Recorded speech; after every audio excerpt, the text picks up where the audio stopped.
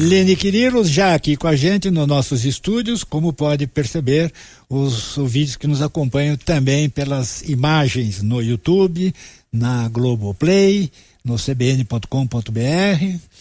Tudo bem, Leni? Tudo bem, Sardenberg, boa tarde, Cássia, boa tarde para todos. Boa tarde, Leni. Bom, duas ouvintes pediram que Leni comentasse sobre, digamos assim, as ofensas, os bate-bocas nas eleições, né? Sim, pois é, e você sabe, Sardenberg, que quando elas me pediram, foram 2 pedidos separados, uma não conhece a outra, e o pedido era sobre como que essas últimas eleições foram marcadas pela violência, pelas agressões, como nunca na história do nosso país, né? Digamos assim. E me chamou muito a atenção o fato de serem 2 mulheres a fazerem essa pergunta. E mais ainda me chamou a atenção. Quando eu fui fazer a pesquisa... Quem são as ouvintes primeiro? As ouvintes são a Sofia e a Clara. Tá. As 2 são de São Paulo. E aí, o que me chamou a atenção? Missão dada, né, minha gente? Missão cumprida. Fui fazer um super levantamento e descobri uma pesquisa que mostrou o tanto que mulheres, de uma maneira geral, foram muito mais vítimas dessa situação de agressão, dessa situação de eleições violentas no país.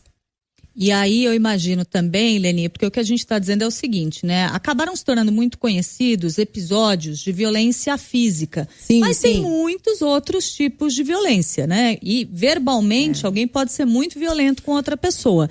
E aí, nesses casos, as mulheres eram as vítimas mais recorrentes? Isso que você descobriu? Isso, Cássia, muito mais recorrentes. Olha só, para vocês terem uma ideia, mulheres no segundo turno receberam 68,2% dos comentários ofensivos nos debates. Foi um levantamento do Monitor A, que é um observatório de violência política de gênero. Eles fizeram essa constatação a partir da observação de 6.673 comentários potencialmente ofensivos durante a campanha, né? Agora para a eleição municipal. E daqueles que foram confirmados como realmente ofensivos, 68,2 foram relacionados a mulheres, enquanto que 31,7 para homens. Então, mais que o dobro, né? Vamos dizer.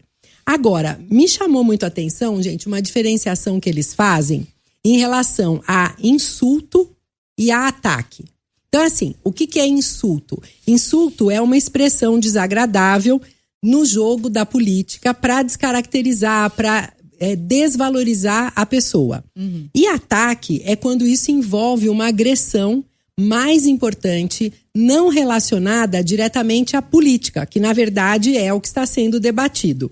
E vejam que curioso, quando se tratava de insultos, houve um empate, 17% contra homens e 17% contra mulheres.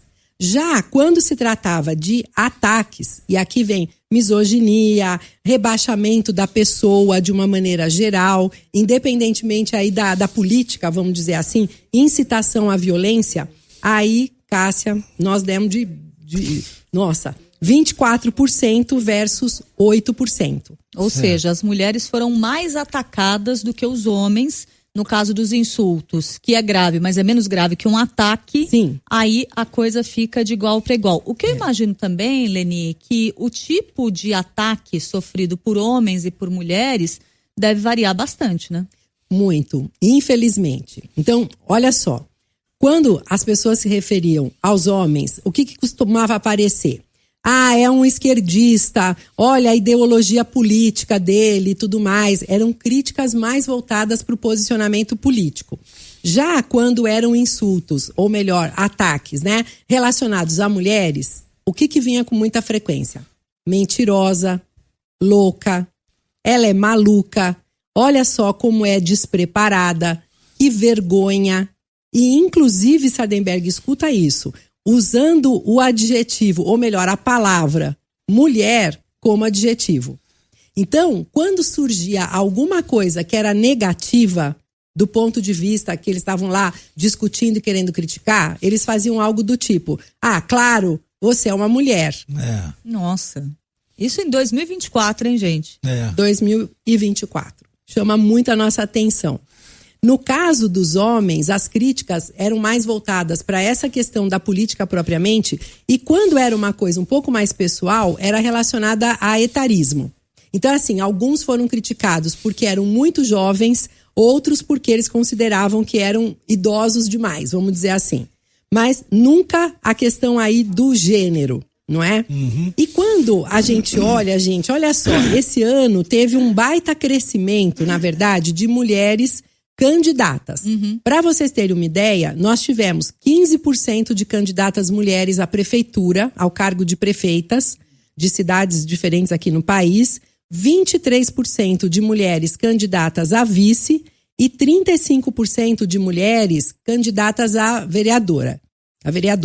E foram eleitas 13,2%. Então, vocês vejam que uma porcentagem até alta de mulheres, considerando o número de mulheres candidatas, claro. Certo. Né? Mas, lógico, muito menos do que os homens que foram eleitos. Você se lembra que aqui na eleição de São Paulo, para pegar nesse ponto aí de você é mulher e tal, você lembra quando o Marçal disse que a Tabata Amaral era preparada porque ela não era casada e não tinha filhos, então ela tinha tempo para estudar? Nossa, gente. Você lembra?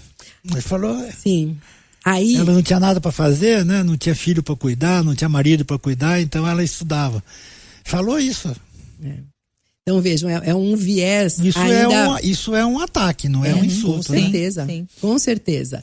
E claro, certamente não é só por conta disso que a Tabata se desenvolveu, estudou e se tornou quem ela é. É interessante que aí ele ataca os dois grupos de mulheres. Exatamente. Né? As que têm filhos, as que não têm filhos. É um ataque contra todas as mulheres.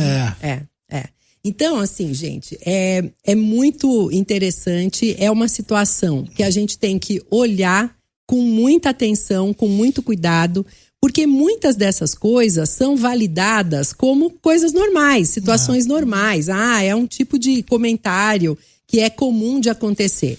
Pode ser comum porque acontece com muita frequência, mas nunca ser considerada uma coisa correta ou até aceitável por nós, não é, Sardenberg? A gente não pode naturalizar. Exato. Boa notícia, se a gente pode dar uma boa notícia de tudo isso, é que apesar de todos esses ataques, as mulheres continuam se candidatando, aliás, em maior número, como você também trouxe esse dado pra gente. Né? Existe a questão das cotas, não é? E, segundo os estudos, essa história de se propor cotas para a eleição, para a candidatura, é algo que está realmente contribuindo para esse aumento. E a população, é formada até em maior número por mulheres do que por homens, não é? E nem sempre aquilo que a gente vê na política, né, reflete isso, reflete essa proporção. Agora, gente, também é fato que qualquer coisa associada, relacionada à violência, chama mais atenção. Então, quando as pessoas usam desse expediente, principalmente quando for para fazer um corte, para fazer alguma postagem na internet, a gente sabe que ataques desse tipo rendem muitas visualizações. Seja para a pessoa olhar e falar, olha só que engraçado como ele falou, como é peitudo, não sei das quantas.